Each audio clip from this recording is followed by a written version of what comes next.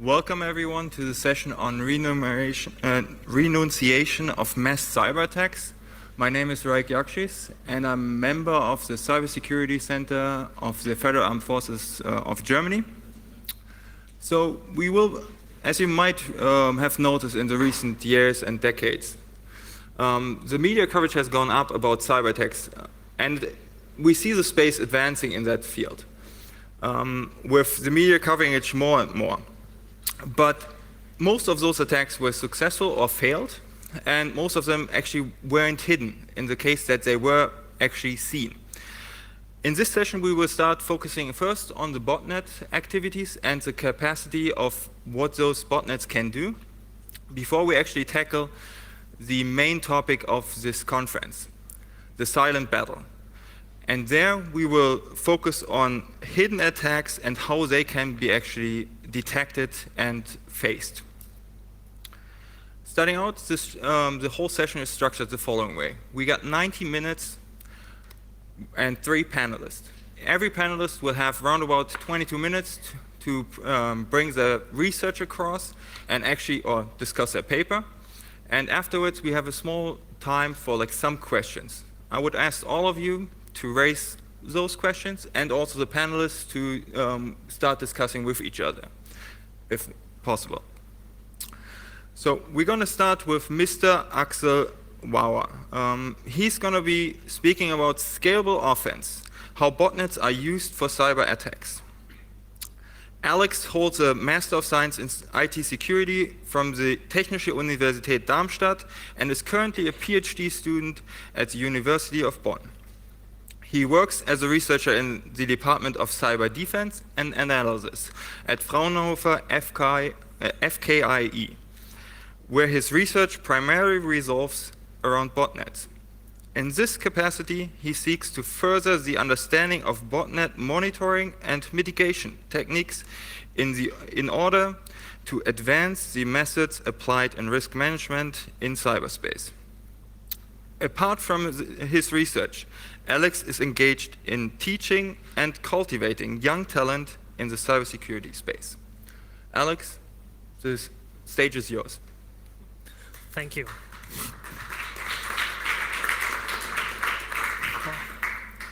So, hello, my name is Axel, and it's my first... Yeah, sorry.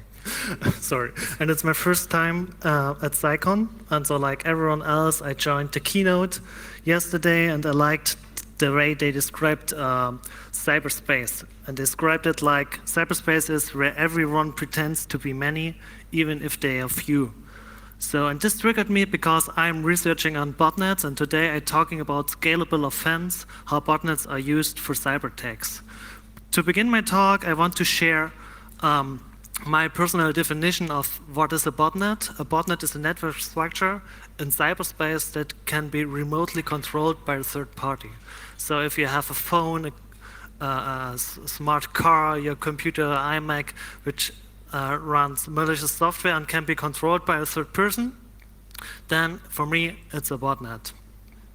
Based on this common sense of understanding what a botnet is, I will present you botnet basic and architectures, raising the question if there are enough vulnerable devices available, or if botnet like an overhyped threat and not interesting anymore.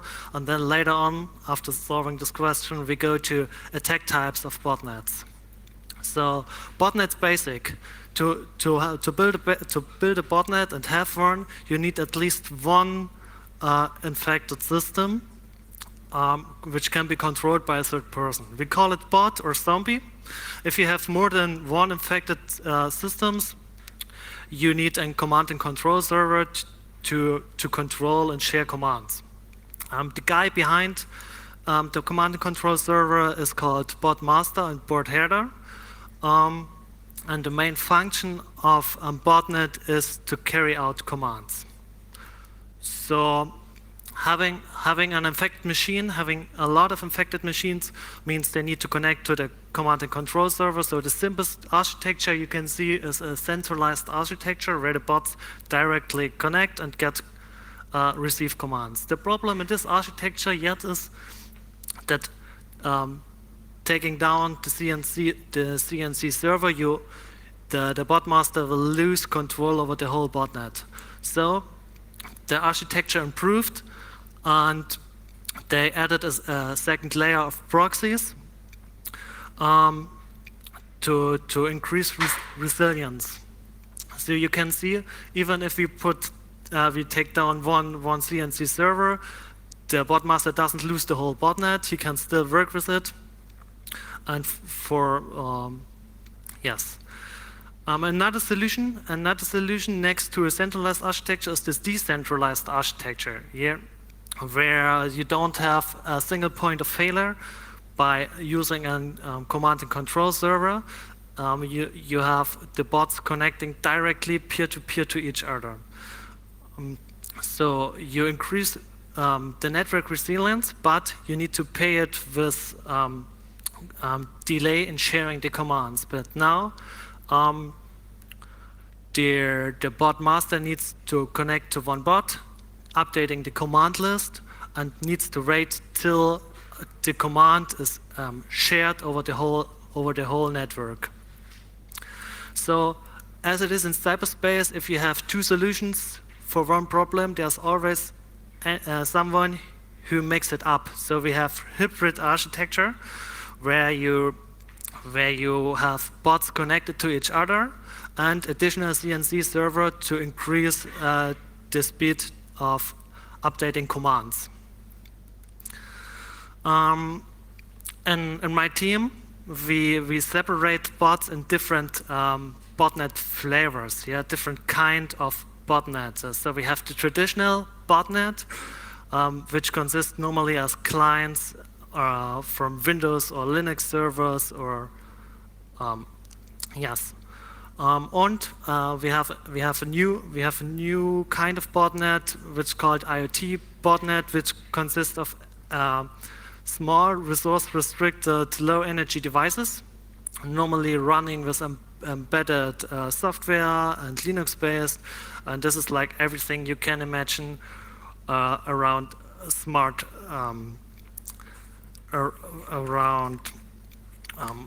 smart things, Internet of Things, like IP cameras, baby monitor, smart speakers, even vacuum cleaner robots are fitting in this category.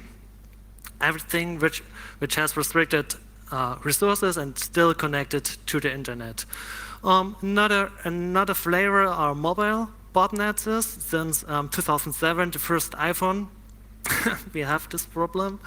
And mobile botnets consist out of phones, tablets, smartwatches, maybe in future also smart cars. So everything you can take with you.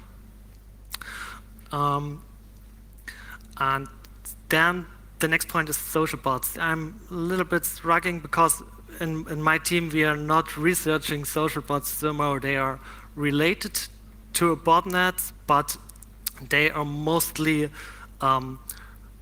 based on online accounts misusing, and their target is different. They try to manipulate public opinions and people, and not attacking other devices on the internet. And as always, there are mixed botnets, mixed of IoT botnet or traditional stuff. So, having the basics, now we can raise the question, are there enough vulnerable devices available on the internet? And it's really hard to find numbers which can say, okay, we have this and this number of devices which can be hacked in future. So they are not reliable numbers, but we can make estimations on published numbers, like for example Android distributions.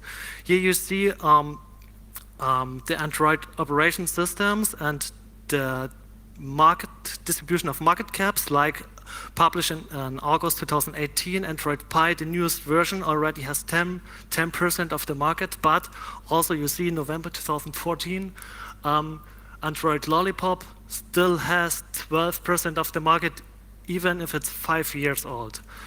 Google published a message where they were saying, okay, they have 2 billion of active Android devices. So you can say, oh, maybe there's a threat if they do not provide security updates. But Google provides security updates even down to Android version 4.4. The problem is that not all of us, actually a minority of us, uses a clean Android version. All of us use customized versions. If you have LG, Motorola, Samsung, then you have always a customized Android version, and then you rely on the update politic of these companies. So the companies in average support their phones 1.5 or 2 years. If you're really lucky, 5 years, but in average 2 years. So you see more than 50% of Android phones on the market connected to the internet theoretically can have an outdated operation system. This means more than 1 billion phones. So yes, theoretically there are enough devices on the market which can be misused for botnets. I want to present some concrete numbers just to get a feeling from the past how huge botnets can be. The Sominru botnet, I always get stuck on this, appeared 2017 and could hijack 526,000 devices. This is a number based on thanks to the NSA Eternal Blue exploit, but it shows what can be possible. The IoT botnet even shows in a better way how the numbers are rising. Yeah, 2012, Atra botnet hijacked 11,000 devices just by brute forcing the login credentials. Yeah, 2 years later, Bashlight hijacked 100,000 devices. Again, just brute forcing login credentials. And 2 years later, 2006, Mira appeared with 62 login credentials and hijacked 500,000 devices. So you see the threat is increasing. And to answer the question if there are enough devices on the internet to build botnets, then the sentence below the table is important here. In December 2017, a hacker called Energy managed to infect 18,000 routers in 24 hours.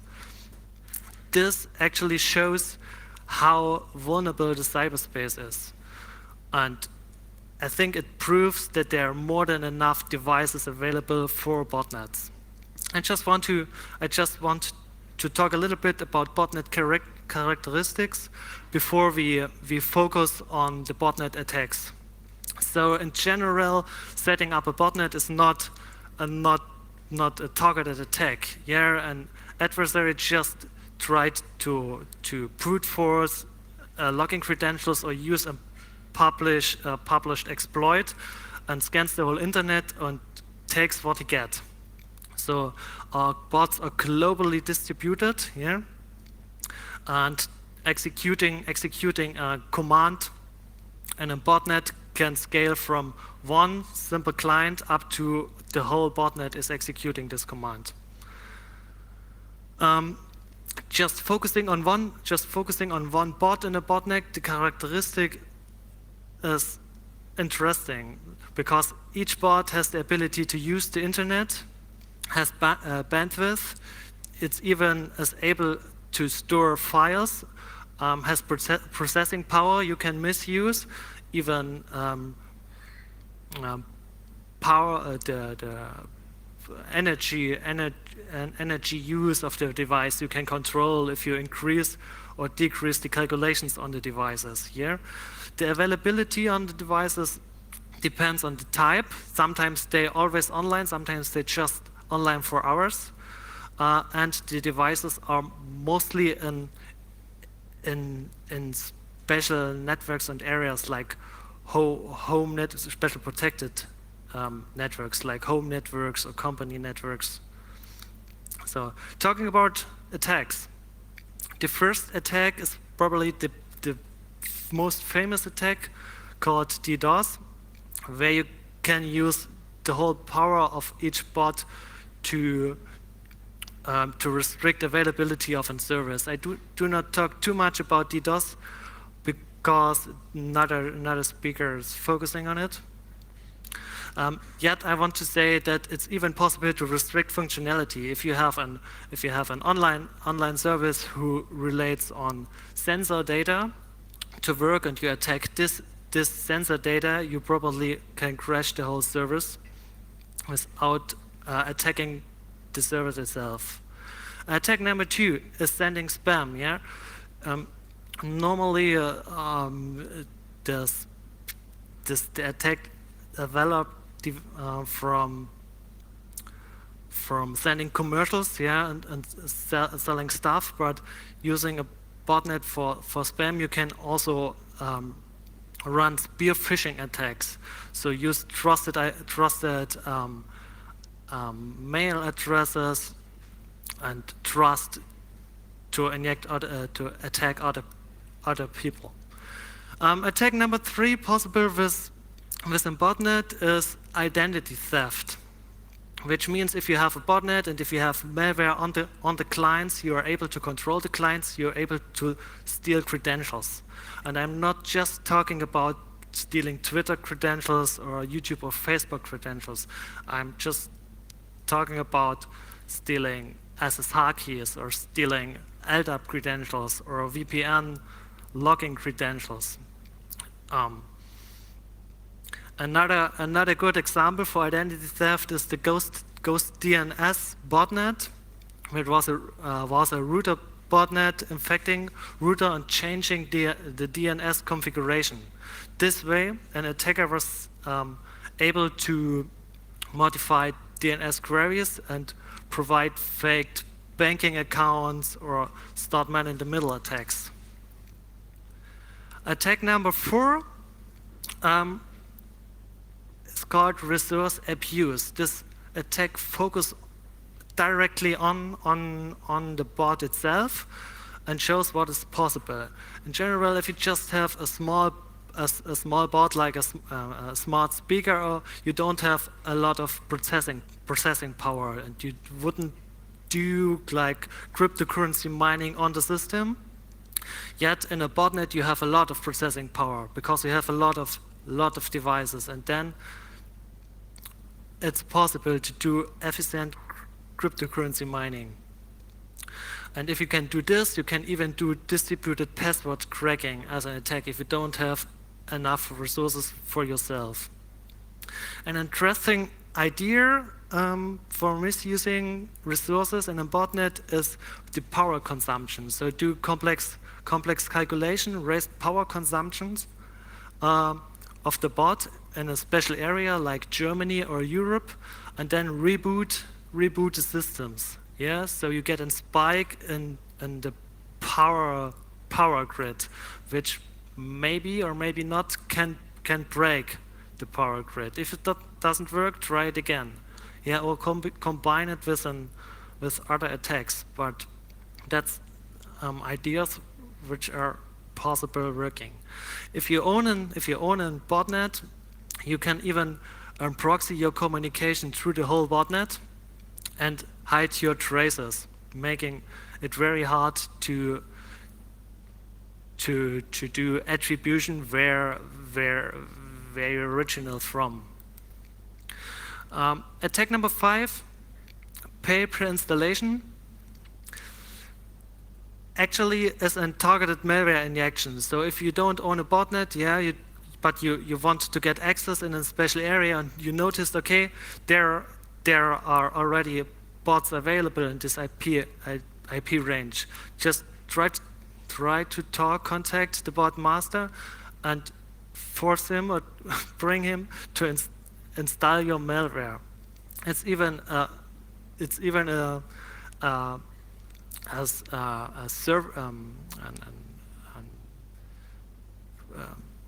pay-per-install as a service and concept in cybercrime. So you can directly target individuals, countries, or industries. So you even can trigger different responsibilities by distributing malware in specific countries, specific areas. Yeah. Attack number 6, click fraud. Original evolved from commercial abuse. Now botnets are used to manipulate online polls, and control public opinion, and also they can be used to fake interest by generating views on news pages, which is the main idea to use the botnet, query news pages and specific topics. The websites rely on the viewer of each report, and will in future focus on other topics. So you're able to manipulate the output of news websites.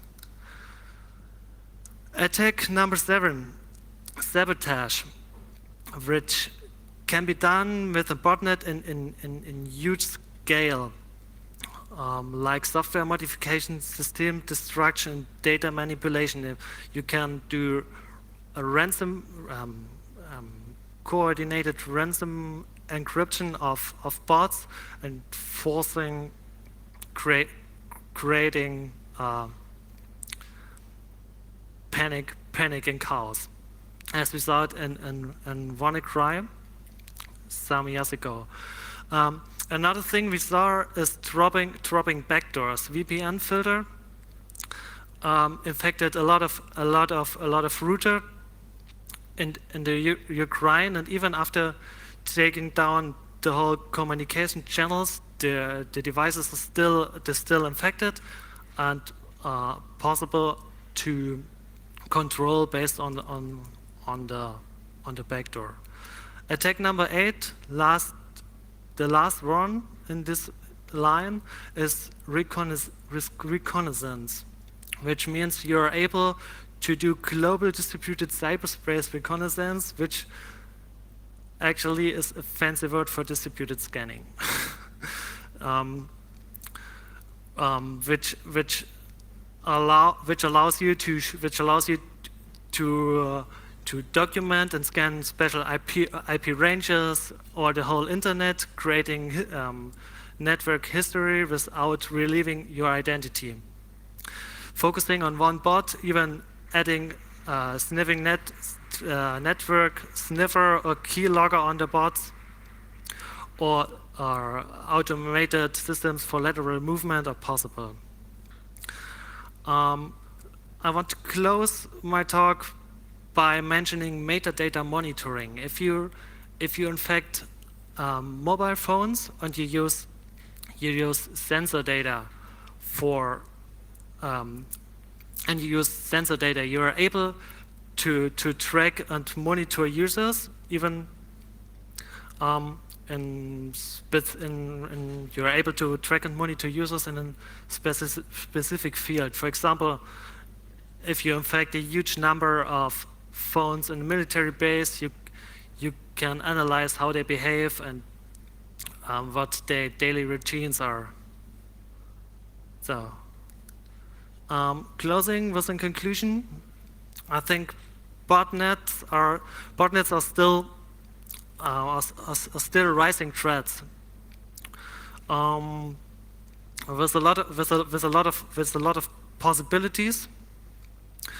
Yeah, thank you.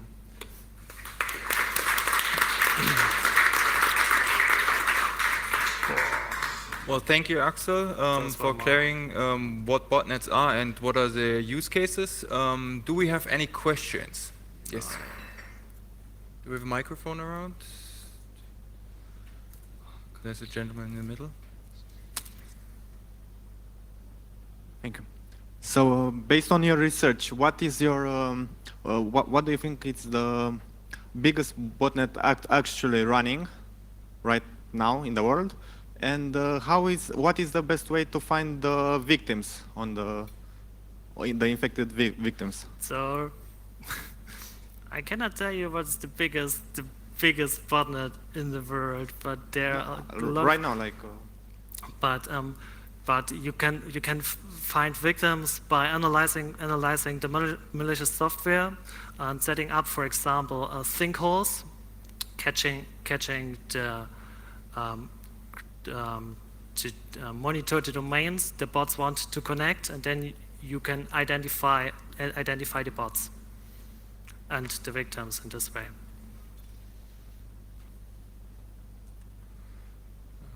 Any further questions? Well, right. Then I do have one for you.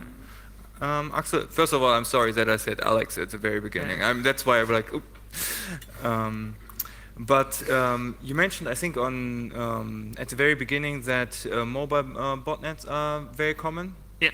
And you mentioned like the Android distribution throughout the phones, like which software versions we still use.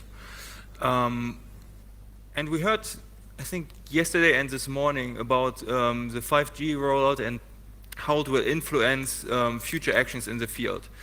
Can you give an example of like how will that play a role like for botnets and the activity and like maybe the span, how they react and how they can be used? So I think 5G will increase the problem with botnets because everything 5G is developed for connecting everything. Yeah.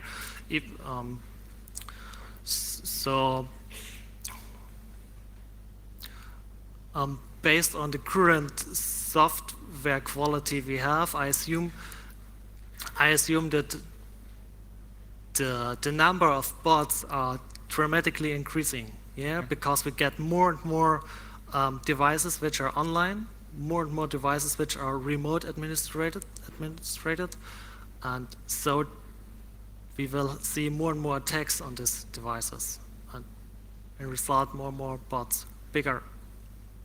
Okay, botnets. Thank you very much. Let's give Axel another applause. Oh, there's another question. Sorry, if we do have time for one more question, yeah, please. Thank you for the presentation. I have a question related to botnets in IoT devices. You mentioned that in 3 different years, the cases of devices that has been infected depends on probably default passwords, probably because devices came from China, or it's based on brute forcing. But what do you think that is the main reason that the number of devices controlled by a command and control, it's based on default password? I mean, the number, it's increasing year by year. What do you think that is the main reason? The main reason for the number of bots is actually bad software quality, I think.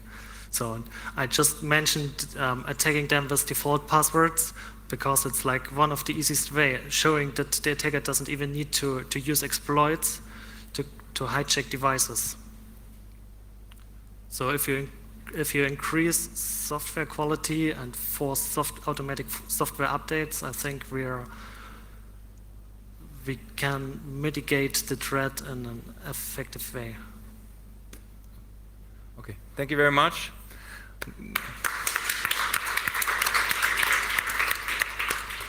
So, since we have heard of the botnets, the capabilities, and like how they act in the cyberspace, our next speaker, Artur Lavrenov, is going to talk about towards measuring global DDoS attack capacity. So I think attack number 1 you mentioned.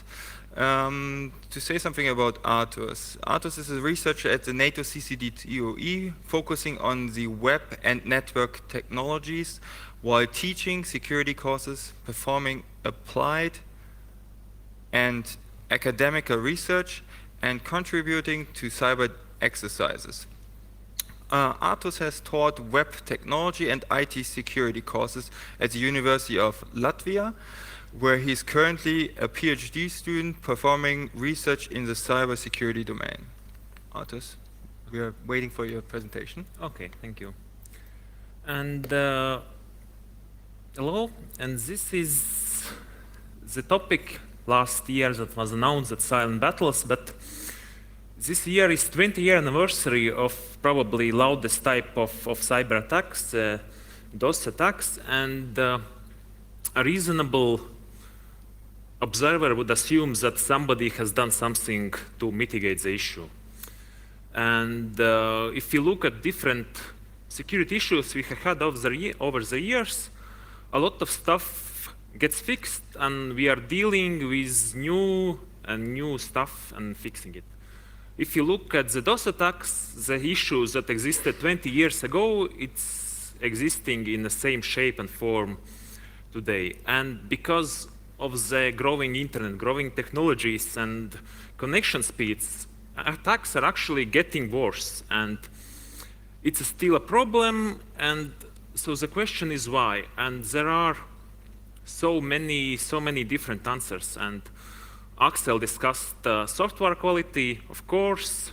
Economical reasons, it's cheaper to make in China devices which have lower quality with default passwords than to make them in Europe following some security standards, of course. And legislative and political, a lot of answers, but not like a single concrete answer that would solve the issue. And there are different types of the DOS attacks, and Axel discussed botnets causing DOS, but there are two approaches. Either the traffic is directly coming from the botnet, or it's being reflected and amplified through some other devices. And it completely depends on the bot master, how the software is designed, and maybe bot can do both. But if you have small botnet, then the standard types of the attacks, like application, protocol, or network, will most likely fail if you do it directly. But if you have small botnet and you try reflect attacks, you are highly likely to succeed. And what is the reason? The reason is that there are a large number of the devices that actually produce the answer which is significantly larger than the question. So, and because they are using UDP packets, so they are sending the answer without verifying the source. And it's quite hard to mitigate. So there are networks that allow it to happen, and there are a lot of these devices that support this. And if you have ever read anywhere about DOS attacks, you would see this picture. And I highly dislike these types of pictures because what we see some machines and some arrows. They don't really explain anything. And what I like to explain, simplified version. And so we have 4 networks. Oh, we have actually 5, but we have 4 networks that matter. And the network, number 1, it's a good service provider. It does what it's supposed to be doing. It's filtering, it's forbidding IP spoofing. The provider, number 3, it doesn't do it. Why? Maybe they don't want to do it. Maybe they have no capability to do it. So anyone, any bot that is in that network can spoof the IP address of the packet. And of course, there is network 2. In network 2, there is a device that is providing maybe some useful service. Maybe that service is useful only for that network. We can't really tell, but it's highly powerful. It has high bandwidth, high computational capacity, so it receives packets, spoofed packets, and of course, it sends a response to the victim, and everyone else can't really access the victim. So what are the 2 problems? Spoofing and reflector or amplifier in the internet. So why the capacity? And we don't really know how impactful DOS attacks can be at the moment. we don't really know, besides quantity-wise, who is contributing, from where, what kind of device, what kind of protocols. We don't really know what is happening to capacity. We see trend, the attacks are increasing, but I can't tell you the capacity at this point in time. And we have decision makers. If you are network administrator, you want to know, do I need to buy something? Do I need to buy service? Can I survive it anyways? If you're a manager, you want to know what to invest here. And most importantly, we have a lot of top-level decision makers in this conference, and they want to act upon knowledge and information. And a good decision maker would ask, what is current capacity, what is predicted, and of course, he or she would ask somebody to find the answer. And what is the answer? Reality is the only kind of public answer, if we are not going into like intelligence side. There are companies that publishing success stories. Okay, we mitigated that. Of course, they don't publish failed stories. And these numbers are also not good. These numbers happened once in historical point of time, in specific network, with specific attack. None of these numbers are relevant for the protocol today. And what is happening research-wise? There are maybe a dozen approaches for DOS research. And starting from motivation, from financial, and ending with testing solutions, applying machine learning, and everything else that science offers at the moment just to make it work better. Sadly, the capacity research is quite limited. There is a single academical paper by Leverett and colleagues who use specific data sets, and they took average speeds and multiplied by reflector count, and that is their number. They applied some other limitations, but still it's their number. And they ended up with 100 plus terabits per second capacity. It's a lot. There is a research institution, Cybergreen project. They assign risks to the different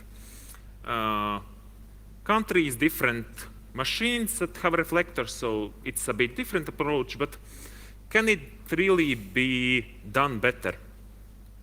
And so the answer to the question why it's happening, and I think it's because there is insufficient knowledge about the capacity and reality. And to fix that, we need to get there, to solve the issue. And I'm going to present my approach, how I think we should solve the issue. And I think we can measure the devices because I just told they just multiply some existing sets. And if you look at the methodology, what we need to do, we need to identify abusable protocols, which is quite easy. We know which protocols are being abused. And if new protocol starts to being abused, it will be big news.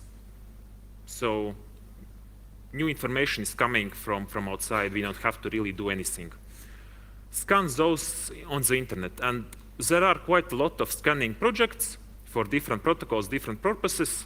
And most of them end here on the red line. So they don't really investigate what's happening further.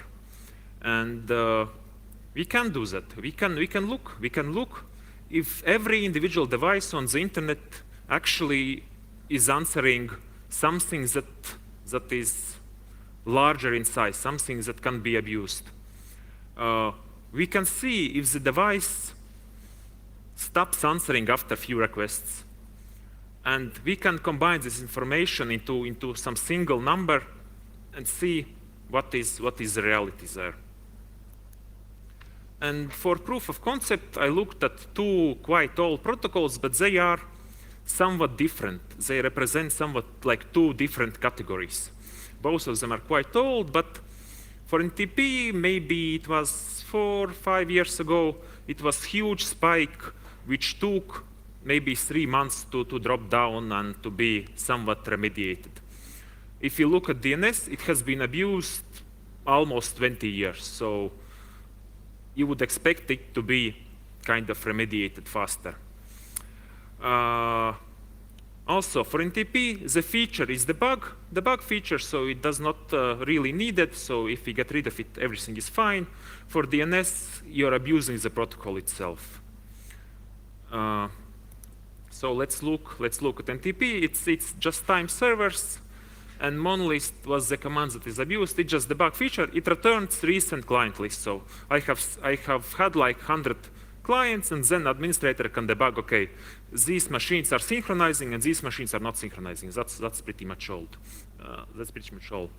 And if you send only 16-byte request, you get 100 packets, up to 100 packets back. So amplification is 4,000, something huge. And that was the largest DOS attacks in 2014 early winter. So it's above 400 gigabits peaked. So what can we see if you look at rate limit?